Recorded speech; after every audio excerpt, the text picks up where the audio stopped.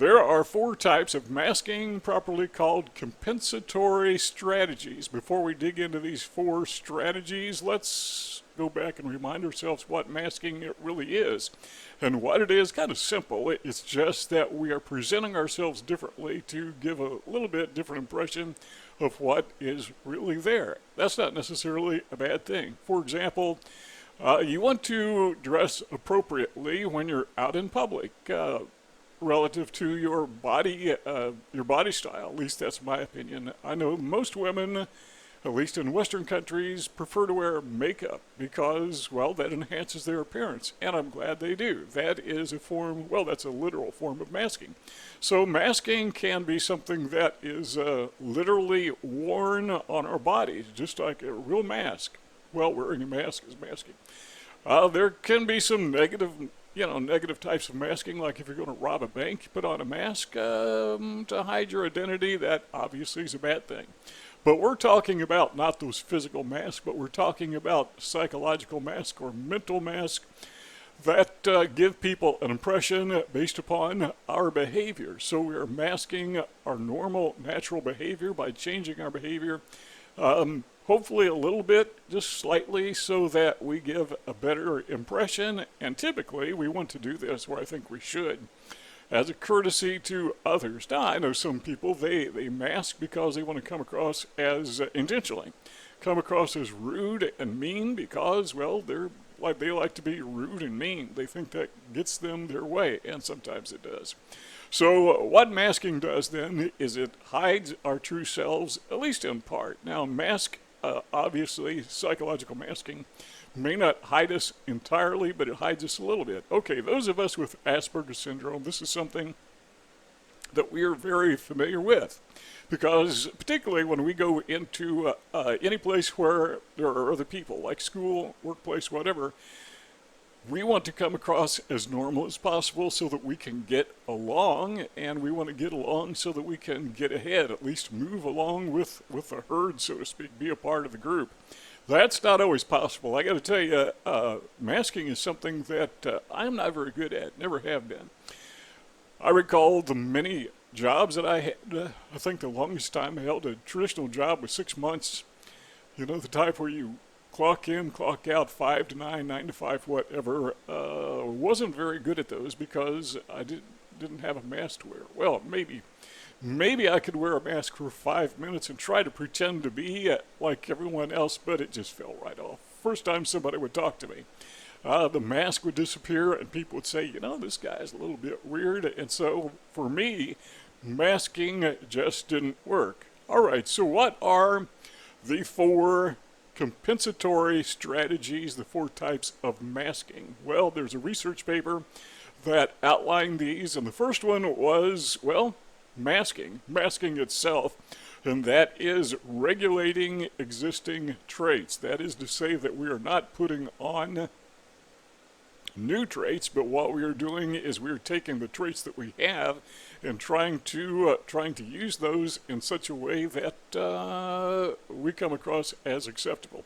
Here's the way they said it. It said, hold back your true thoughts and opinions, dress and speak like the group you are trying to blend in with, stand in a conversation but say, do very little.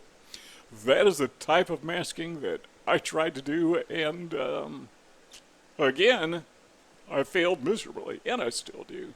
Number two is what the study called shallow compensation. Now, keep in mind what we're doing is we're trying to compensate for who we really are, to give a better impression. So here's how they describe that. Enact learned scripts and social rules to guide conversations. Make or appear to make appropriate eye contact. Repeat and rephrase what your interaction partner says to give the impression of being a good listener. You ever done that? You're talking to somebody and they will say something and you just acknowledge what they're saying by repeating something. So the guy will say, well, I am from Tennessee. And you say, oh, you're from Tennessee. So you're communicating to the person that I am listening to you.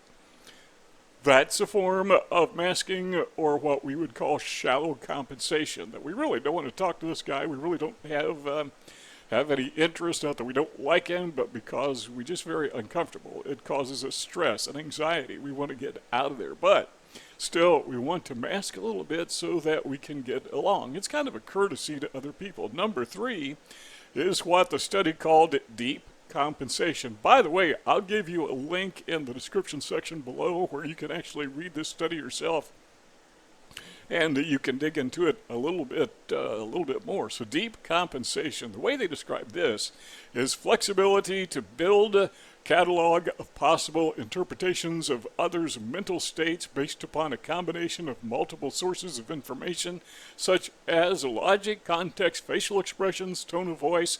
Substitute others' values and interest with your own or those of TV book characters to infer their mental states. You're trying to read these people, theory of mind. And so you kind of mirror what they're doing. You talk the way they talk. This can be kind of silly if you don't do it right. For example, if somebody has an accent and you start talking to them and you reflect their accent, they may think you're making fun of them.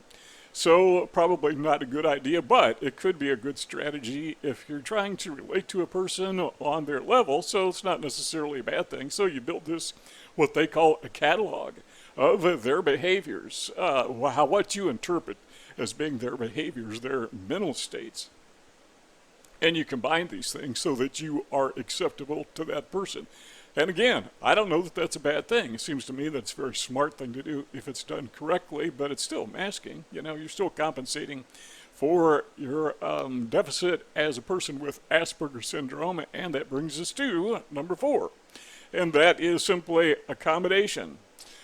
The way they describe accommodation is work in an environment where your social differences are actively accommodated. Now, somebody left a comment maybe 2 months ago that they had spent some years living in China, and when they were in China, this being a person with Asperger syndrome, their condition was not a problem at all as it was in the United States.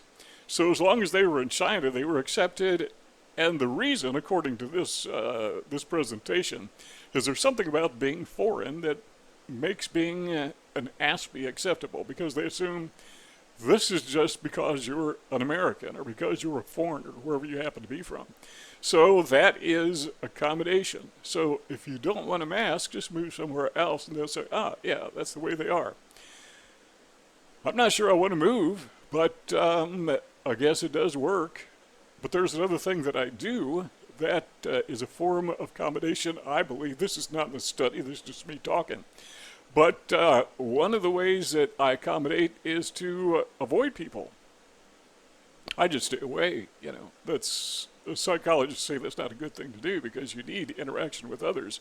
But what happens when every interaction, or so it seems, has a negative outcome? Eventually, you're going to want to stay away because you know that if you interact with others, it's going to lead to stress, anxiety, maybe even depression.